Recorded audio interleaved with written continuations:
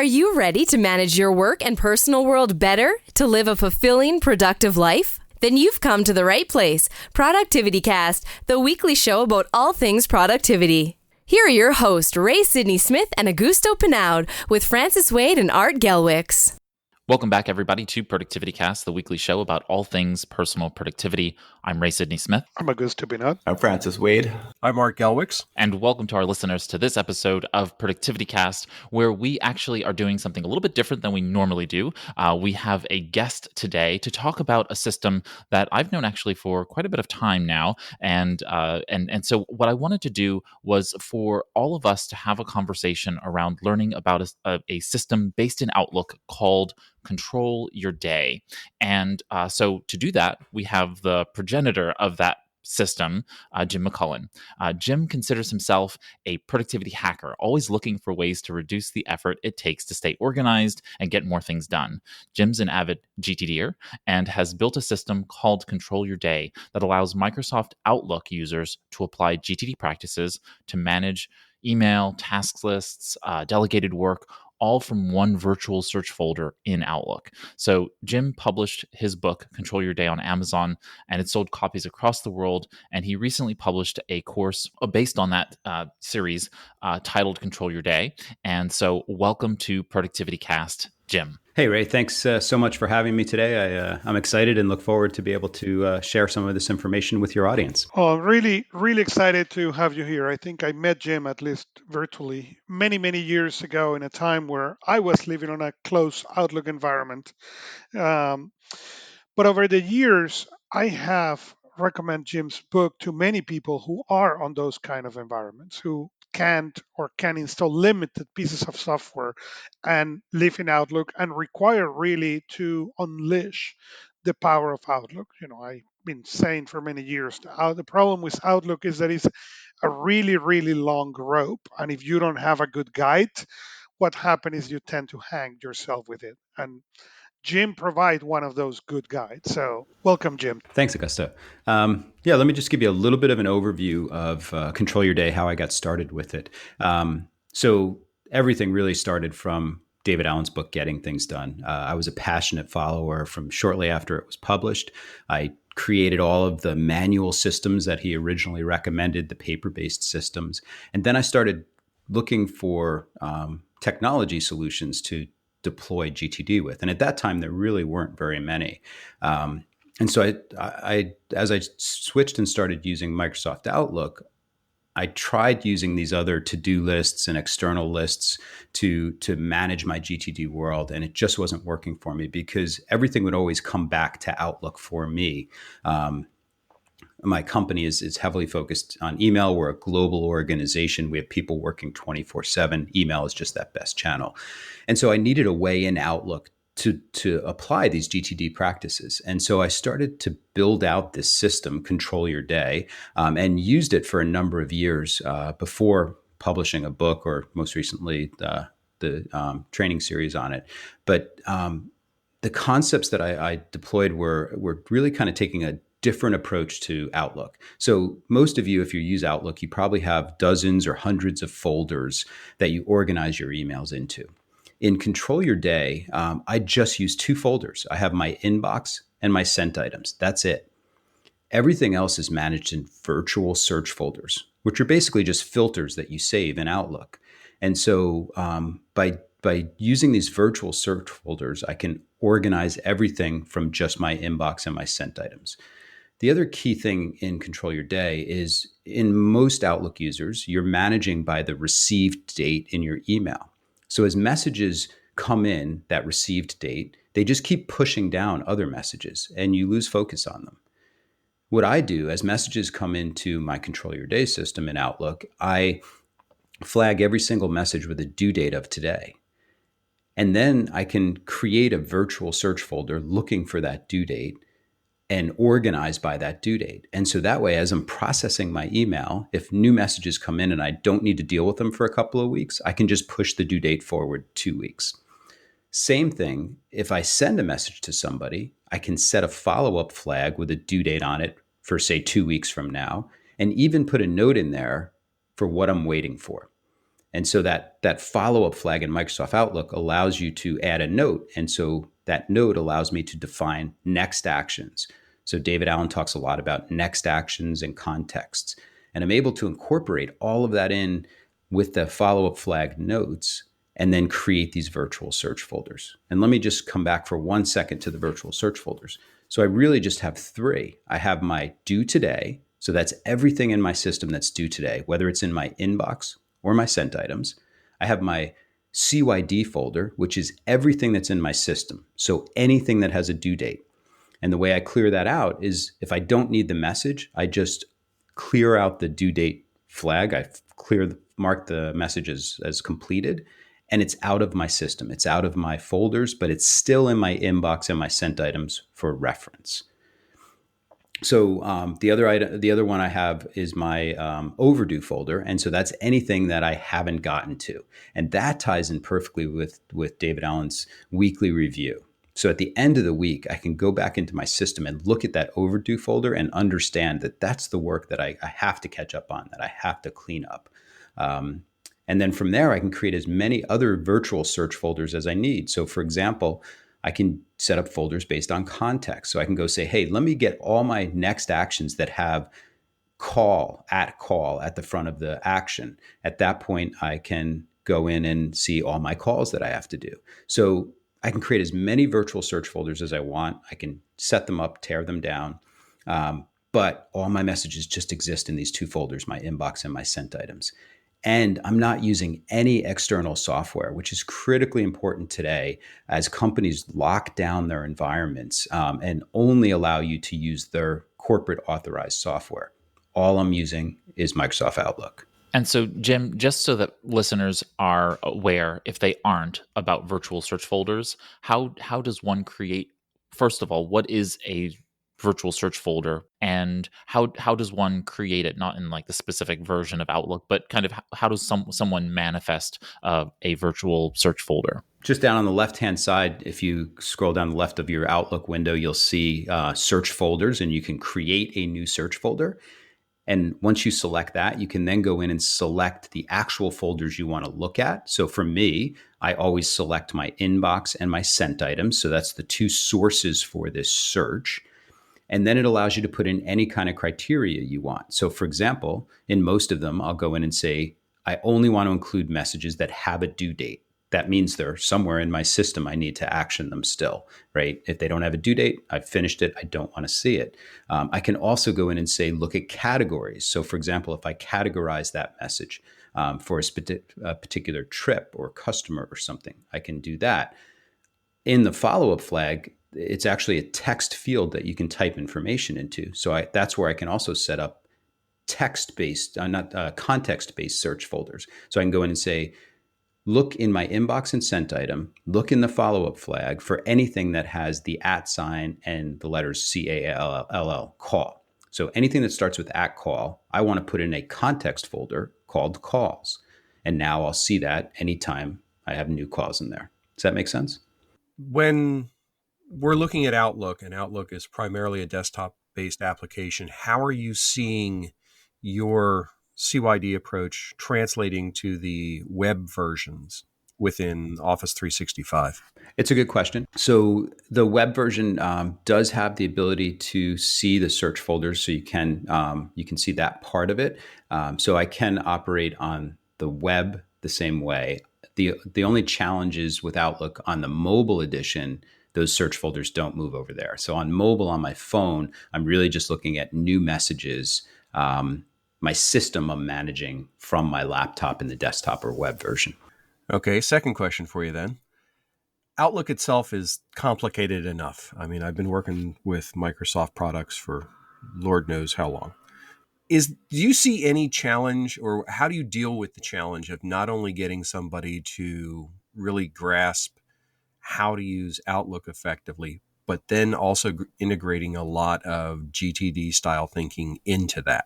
Training is critically important. So for example, in both the book and the training series that I do, I spent a lot of time first talking about email productivity in general.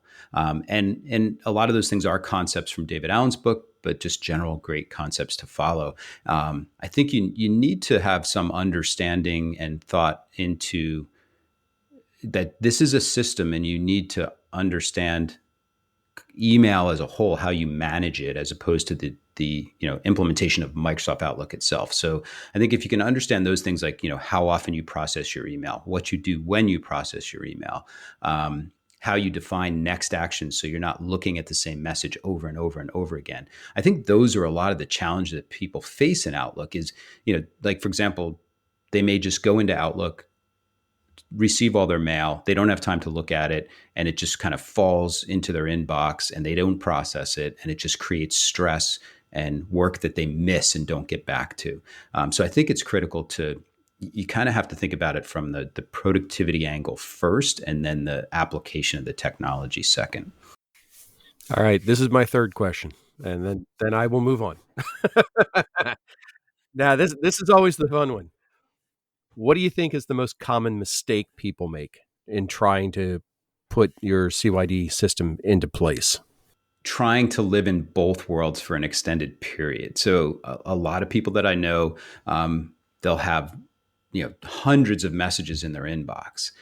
And and I suggested in the book as well, like, you have to kind of almost get to a clean start. So you have to take those hundreds of messages, put them somewhere, you have to deal with them, but start fresh with control your day with a clean desk. Otherwise, you'll just never get caught up. And then the second part is basically, it's a habit. So you have to continue to do it over and over each day until it becomes second nature. The people that I talk to, that I get feedback to, that have been using it for years and years, they can't live without it, right? But you do have to spend, like anything else, that first 30 to 45 days, just working it until it becomes second nature to you. Yeah, I got to say, I love the fact that you've got a system that's built around an out-of-the-box implementation. Because honestly, that's a soapbox that I stand on a lot, is that so many systems out there will try to get you to plug something else in, excuse me, add a piece of software, download something from GitHub, who knows. But being able to configure your system using what you have provided, that's a huge step. So I can't encourage people enough to take a look at this. There is a couple of things, that, and I will go in the opposite order that you mentioned them, because I think one of them is relevant, and you mentioned the clean slate. It is no different than when the first time you grab that Getting Things Done book. It says, oh, it takes 2 days to implement this. And, me at least, okay, when I read that, I say, 2 days? It's going to be 5 minutes to implement this. Let me read this faster. And, well, I'm not going to admit how long it took to implement that. but we were, it is important to understand that whatever is on your system, some of those things you are aware, many of them you are not. Your subconscious is, but your conscious is not. I One of the things we're looking into all this time is, even the people who had home offices before are discovering that their home offices are not working as effectively as they used to. And part of that is, well, you design the home office to do X. Okay, whatever X means. Hey, it's for me to work over the weekends. It's for me to work, do deep thinking. When I'm coming back from the office, to be able to decompress and really thought deeply in the projects of the work, or for me to handle my side business. And now, what is happening is, okay, I'm living in this place 24/7. And the office was never thought for that. It is, in a way, no different what happened on your Outlook system before you start implementing Control Your Day. Is Outlook, I said, any email, go and create an email account right now. And before you can click the go to see that inbox, you already have 3 emails. And nobody has received that thing. It is no different with Outlook. You get into corporate, finally you get your email, you open that thing, and there is a bazillion of emails. There is a bazillion of configurations that the company is giving you, that is not allowing you to in many cases to understand what it is. One of the beautiful things of your system is what you call the catch-up folder that you were describing before.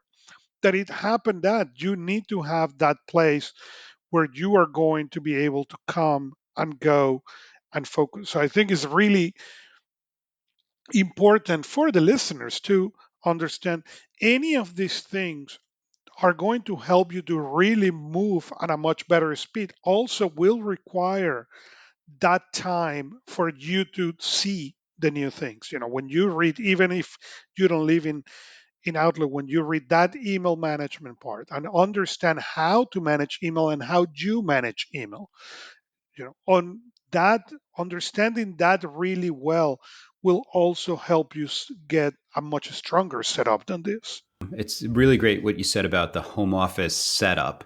And I think about that often that, so many people just have like a mess of stuff, whether it's in their inbox or, on their desk or wherever they keep their things. And so I find, at least, I need to have things broken up into kind of work segments, right? So like my desk at home is very organized and it's just my work, right? In my email system, I like to have the same way. So I can focus on something at a time. So when I'm processing email, that's what I'm doing, right? I'm looking at my due today folder and I'm processing what's come in today to figure out, apply the 4Ds to it. Do I do it, delegate it, delete it, or defer it, right? I'm going to go through each one of those messages and apply those 4Ds. And then I've processed my email and I feel good about myself, right? And I'm done with that process. Now maybe I want to go make some phone calls. So I'll run over to my calls context search folder and I'll work on that for a while. And then to your point about the catch up folder, I'm going to block out a certain amount of time at the end of the week to do my weekly review. And that's when I'm going to catch up on those overdue items that I just couldn't get to or missed. So they don't necessarily create stress for me every day. And I'm sure so many people do that, where you look at these messages 5, 6, 7, 8 times. You're like, I don't have time to do it. It stresses you out. For me, it doesn't, because I've either pushed it off to the future or I know I'm going to come back to it and address it in that weekly review. So I wanted to switch gears just ever so slightly to just how CYD has translated outside of Outlook. And if you've had any experience since we last talked about this, half a decade ago, and and you had talked about some of the ways in which you could potentially use this out of the Outlook platform, have you been able to see people extend CYD outside of the Microsoft ecosystem? Unfortunately, Ray, I really still have not. I've tried a couple of times, like in Gmail, for example, and there's just the one limiting factor that, and if anybody has a solution for this, please send me an email, and it'd be fantastic. But I cannot figure out a way out of the box in Gmail to be able to add notes to messages. Like there's plugins for Gmail that do that, but there's no, and again, I want to stay away from third-party plugins. But there just doesn't seem to be a way to add a note that I can reference. And that's what I use for my next actions and my contexts, which are all critically important to the process. So yeah, that's the part I've struggled with. And, honestly, I'm an Outlook guy, and, I just kind of have stayed in that platform for now. Yeah, so I would look at Google Tasks. So now that Gmail has integrated very tightly with Google Tasks, you have the interface between Gmail and each email message then tagging to a specific note. In essence, the task is just basically a note referencing back to the email message. So maybe that might work for you. That's excellent. I'll check it out. And then look at Google Keep integrations. So Google Keep is a part of Google Drive, but it does have some integration there that may work. Not I'll exactly check those sure, both out. but it's always worth looking at. I have a question about moving from Outlook to Gmail, because in the last year I actually made the jump, and it was really only because Outlook was so sluggish on my laptop. At the time I was running Windows 7, and it was killing me, and I thought, jeez, I got to find something better, because it was taking me minutes to open and just do simple things. Anyway, I switched over to Gmail, and now reveling in all of the power of being interconnected on different platforms and plugins. I'm really enjoying Gmail. I'm really exploiting it to its, not its fullest, but I guess better than more than I could do on Outlook. But the question I have is, what principles, Jim, translate from CYD into any other email client use? So what are the key principles, the top 3, 4, 5 that I need to carry with me as I go into Gmail? In Gmail, so instead of categories, there's labels, right? So you can label your messages to organize them. Gmail does have the ability to set up filters to pre-process mail. So I would definitely recommend doing that so that you can organize messages as they're coming into different contexts or groupings by those labels. So really the idea is anything you can do to reduce the processing time, number one, and number two, so that you have your messages that need to be worked in some kind of a grouping that you don't have to just keep rereading the entire message. I think that's the biggest benefit is if you don't have to look at that. Like when you look at an email message and you think to yourself, I don't have time to do this right now, and you just leave it. And then you come back to it 5 or 6 more times and you look at it and you say the same thing to yourself. If you can find some way to label it or organize it so that you can then come back and work it with other similar messages, then I think you can be really productive that way. And you can do that with just about any email system. That makes me think I need a label or a folder in Gmail for, I should say, unfinished email or something like that. Because I think it would be better than what I'm doing now. Not, well, occasionally, where I'd leave it in the inbox and just begging for trouble, because then the same phenomenon you mentioned occurs, which gets pushed to the bottom of a list. Exactly. And, Gmail does that automatically for you with like the social messages and all that, but you can extend that yourself. Like I'm sure we all get a lot of messages that are reference type messages. So we need them as a possible point of reference, but we don't actually need to read them and do anything with them. So if you can at least move all of that type of mail into a folder or label somewhere, then at least they're out of your system and you're just working and looking at the messages that you need to do something with. I wish it had an automatic, almost as if it forced me to either move it or delete it. I don't think it. Ray, I'm going to ask Ray because he knows everything about these things. Ray, can Gmail do that? No. So there are a couple of things that there are a couple of things that you can do. Actually, interestingly, there used to be something called the Gmail game, and that was created by the folks at Baden, who produced the Boomerang software, and they had this really, really cool game called the email game. And you literally opened up the interface, it opened up your Gmail or G Suite Mail email messages, and you could only do one of a few things with it: reply, forward, or delete it.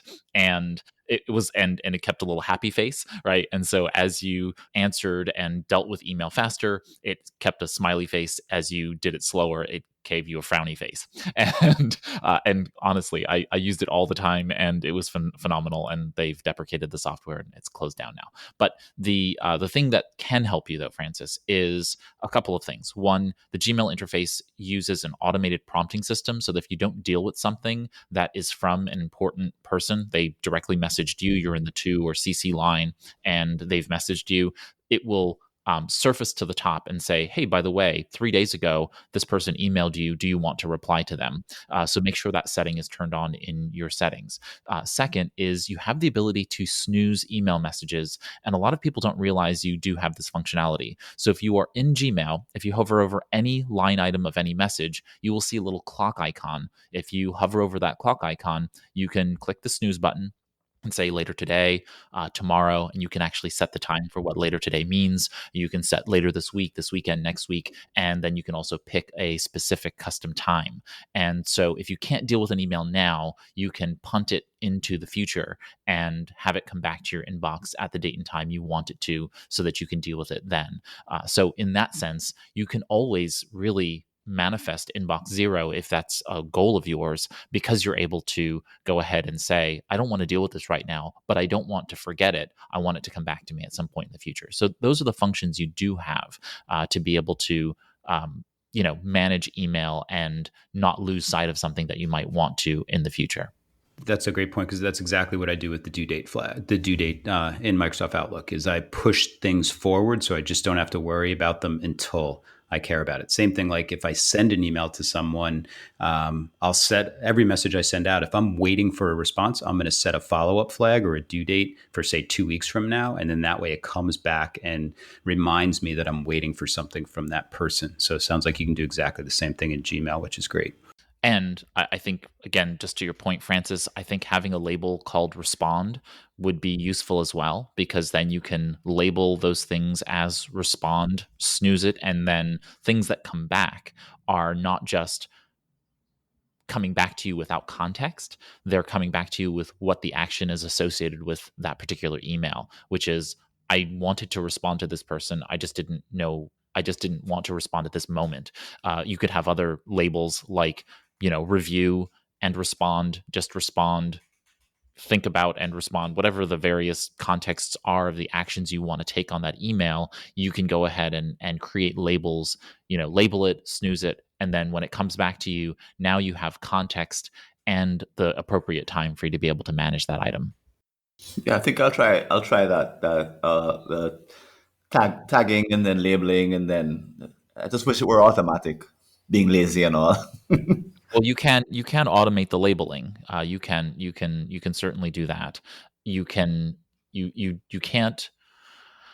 Let's see. So you'd have to use something external like IFT or Zapier to be able to manifest the automated labeling. You can filter and label items as they come in if you know exactly who and what it is that you're looking for. So I would look at filters to see what you need to do in order to be able to do that. So I stand corrected. You don't need you don't need um, IFT or Zapier to be able to filter and add a label. You can easily do that. So you should be able to do that Gmail inside the box. The stuff that's more sophisticated in terms of being able to manage movement of things or returning of things at a later time, that's where you may need a little bit more of a sophisticated external tool to integrate with it. But I would start with looking at filters and labels and the snoozing functionality, and the three of those together should be able to manage 85 to 90% of what you're trying to do. Right, but to get back to Jim's book a little bit, because this is a nod in the direction of the power of his approach, is that he's implemented a number of principles specifically in Outlook, in a way that works in Outlook.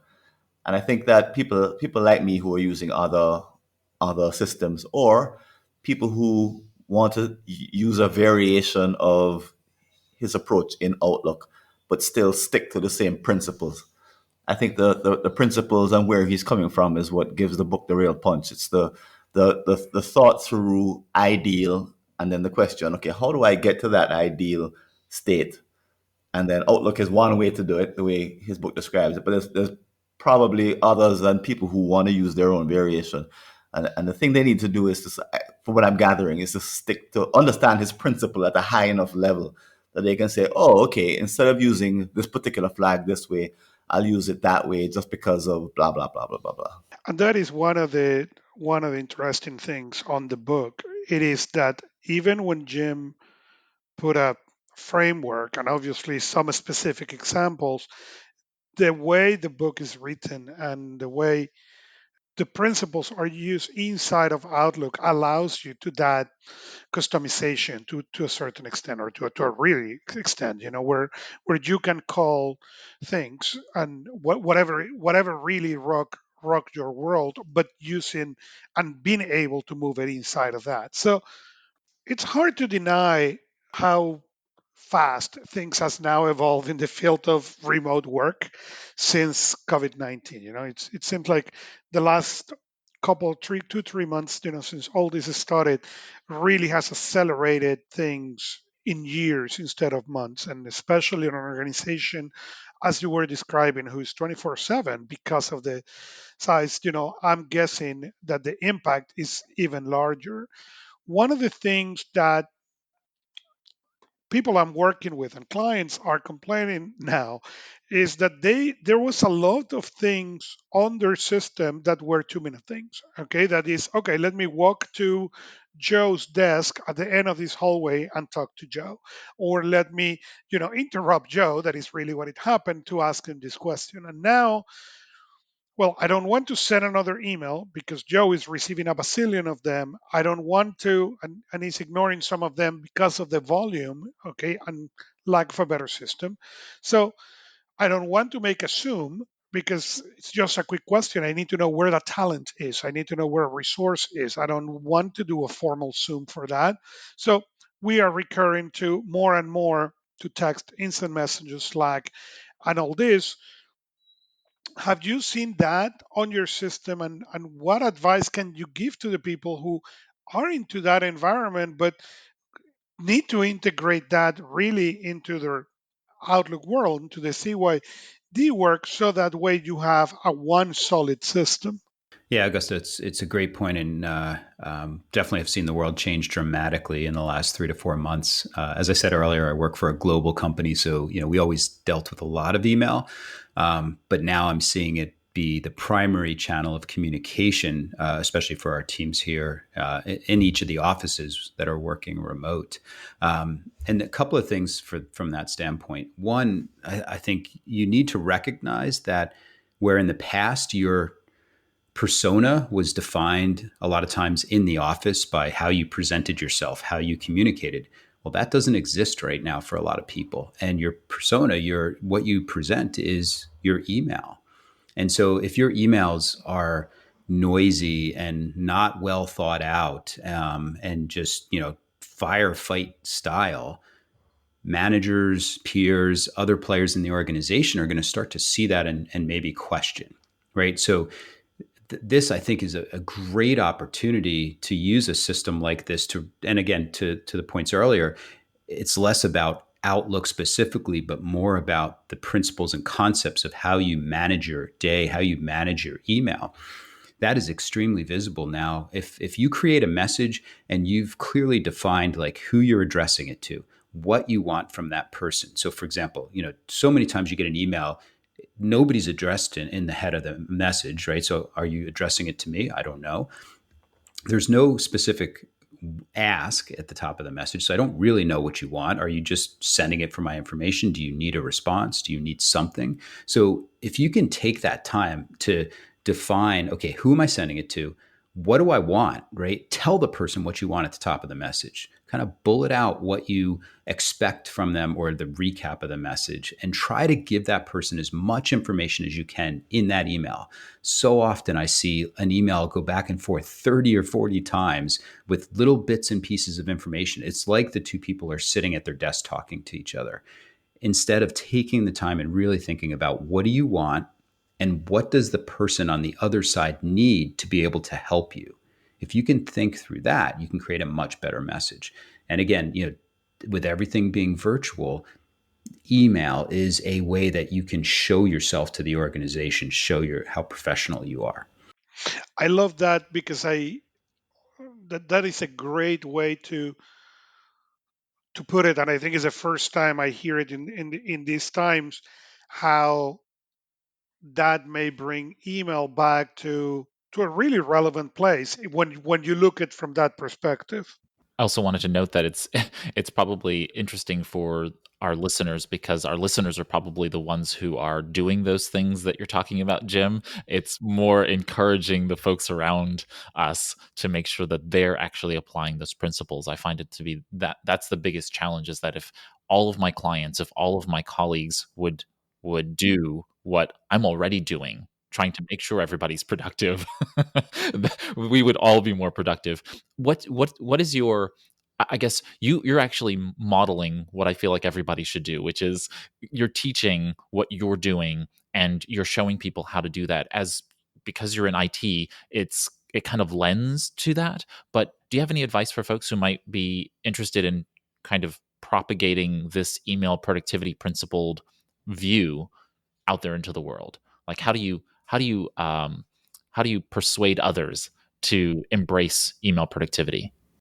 One thing that we did in the past with a team that was a global team is we actually set up a communications agreement with the team. So we were having a lot of struggles getting everybody to be on the same page in email management. And so some people might not respond to an email for a week because it wasn't important to them, or someone else might, add their boss on copy without really asking the group. And so we defined a list of like 10 things that we agreed to as a team that we were going to do in email. So one of them might be, I will respond to your message within 48 hours. Another was, I won't push this message up the organization without everyone else on the message is okay to do that, right? I will create a clear action item at the top of the message. And so we put together this list, and that list allowed us to be able to go back to that person and say, hey, you're not following what we agreed to in the communication protocol. So it wasn't chasing them to say, hey, you didn't respond to this email in 48 hours or whatever. It was, hey guys, we agreed to this. And is there something wrong? Do you not feel like that's a good thing to agree to? And it really worked. And the team got so much tighter. So training and things like that are super valuable to help people understand the tools that they have and how to best use them. But you really need to get that social agreement with your team first. Otherwise, it just won't work. Couldn't agree more. I couldn't agree more. So, in the time we have left with you, I wanted to talk a little bit about the is your job to respond to email messages all day or to produce outputs? And I think that there are many of us over time who have experienced that, where we spend so much time in our email that we get lost in email and start to feel unproductive because of that. And how do you combat that if you're spending as much time in your email triaging, as I like to call it? And is that really the best plan? And how does CYD combat that notion of being kind of captured by your email all day? If you look at your most job descriptions, nowhere in the job description does it say email management. And yet we all do email all day long in our jobs.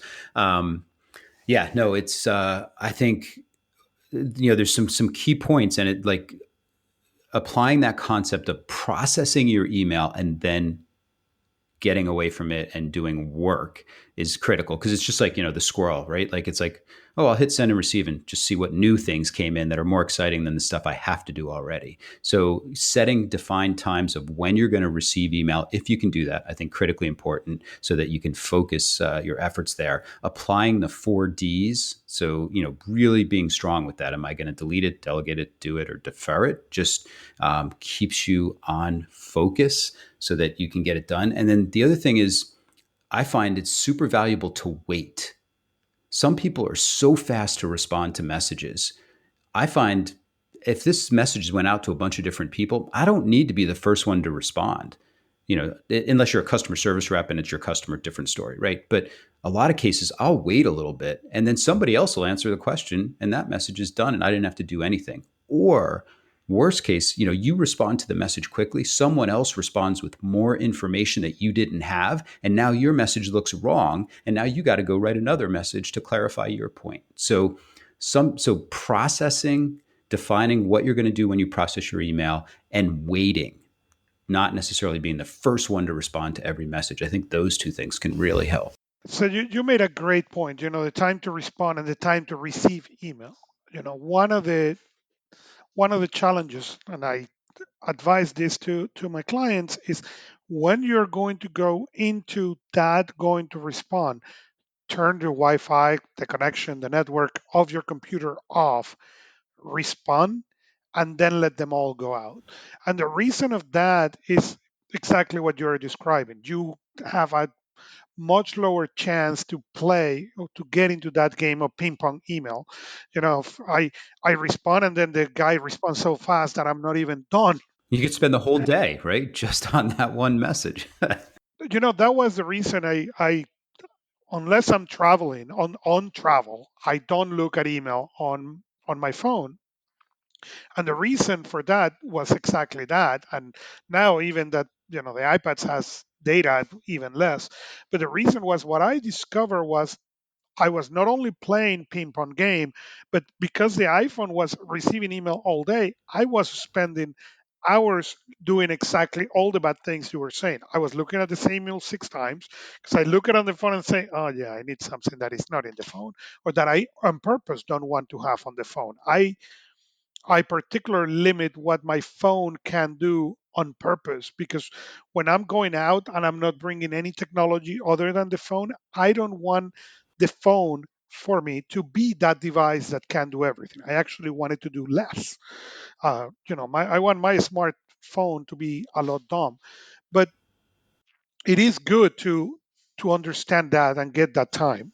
Augusta, and your point of closing out, like stopping your internet connection to do your processing is a great idea. Like back in the days when we used to travel, I'd do a West Coast trip and I could get my entire due today inbox cleared out because It was awesome. I had 5 hours where, I wasn't getting any new emails. And then, I got off the plane. I felt like $1,000. And then of course I got 200 new emails when I got off the plane. But yeah, I think it's super valuable to close that time out like that. Yeah, that time required the maturity after you finish. Mine was LA, Miami.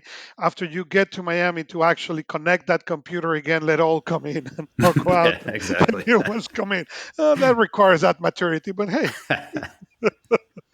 no, but I think that's really really important, and it's something that on the instant and ubiquitous connectivity that we live, people have forget that that is a possibility. Disconnect yourself for 20 minutes, because the other thing that happen when you do that is if you start monitoring your week and you discover you're spending 2 or 3 hours doing email right now, the moment you kill that connection, what you are going to discover is that that time is going to be significantly impacted, and you're going to spend less time on the game of email and more time on the really what is your job.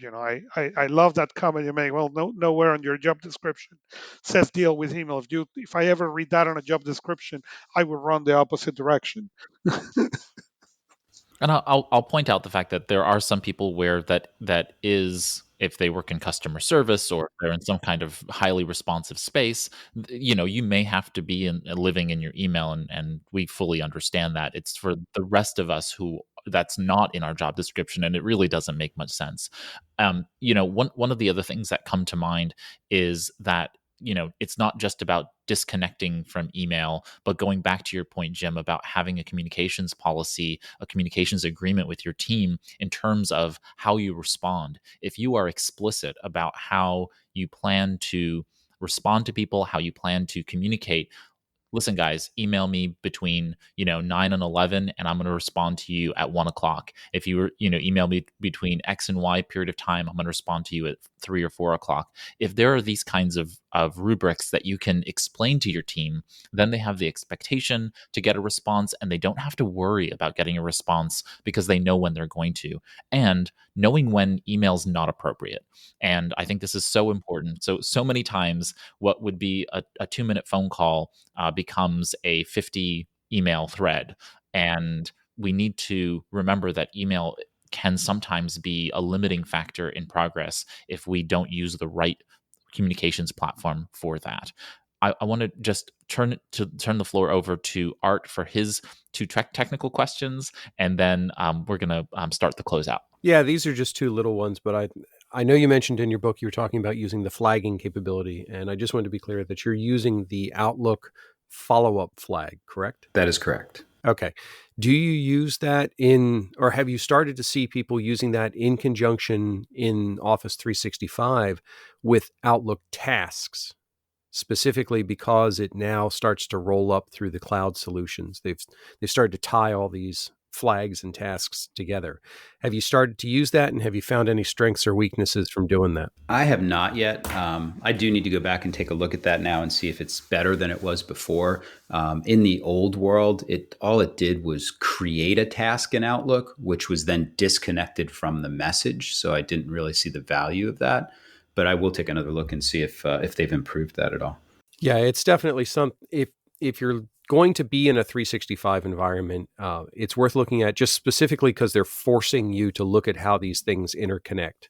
Long story short, when you create a follow-up flag in Outlook now, in tasks in 365, there's actually a section in tasks called flagged emails.